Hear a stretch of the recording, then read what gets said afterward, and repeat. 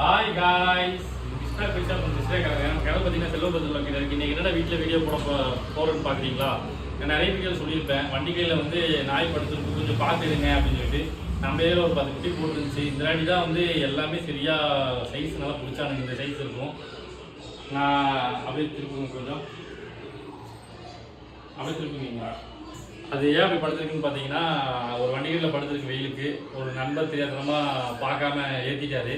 2 நாளாக அங்கே தான் இருந்திருக்கு, வெயிலே கிடந்திருக்கு. எனக்கு தெரியல, இங்கே சொன்னாங்கன்னு சொல்லிட்டு நான் போய் எடுத்து வந்தேன். நானும் எங்கள் அப்பாவும் தூக்கவே விடல. சரியான கடிக்க வந்து வலி தாங்க முடியலைங்க. இவன் பாருங்க, மூஞ்சி மாறிச்சு. அவன் தூக்கிட்டு வந்தேன்.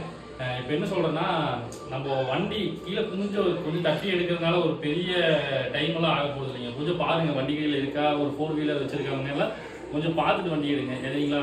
நீங்கள் சின்ன பார்த்துட்டு எடுக்காமல் இருக்கு, அது வாழ்க்கை பாருங்கள். இது ரொம்ப நாள் முடங்கிடும். அது ஃபுட்டுக்கு என்ன பண்ணுறது? நம்ம ரொம்ப சின்ன சின்ன உள்ளங்கள் எங்கேயா இருக்கும்போது அவங்க போட்டுருவாங்க.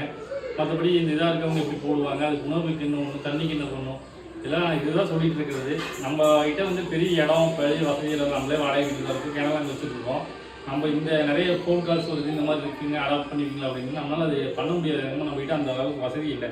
நம்ம கண்ணில் பார்க்குறத பிடிக்கிறத நம்ம வந்து ஹெல்ப் பண்ணி நல்லபடியாக ஆக்கி நம்ம மறுபடியும் ஸ்ட்ரீட் தான் உள்ளே போகிறோம். நீங்களும் உங்களால் முடிஞ்ச அளவுக்கு உதவி பண்ணுங்கள். கொஞ்சம் சின்ன பாத்திரத்துக்கு தண்ணி வைங்க, வெயிலுக்கு இதெல்லாம் சொல்கிற தண்ணி வைங்க. பேட்ஸுக்கு கொஞ்சம் பாத்திரம் தண்ணி வைங்க. உணவு இதை வைங்க. நம்மளால் முடிஞ்சது உணவு வைங்க. பழைய உங்களுக்கு புது சாப்பாடு தான் செஞ்சு போகணுன்னு அவசியம் இல்லை. கொஞ்சம் பழைய சாப்பாடு மிச்சம் இது பண்ணாலே அவனுக்கு எல்லாம் இதாகிடுவானுங்க.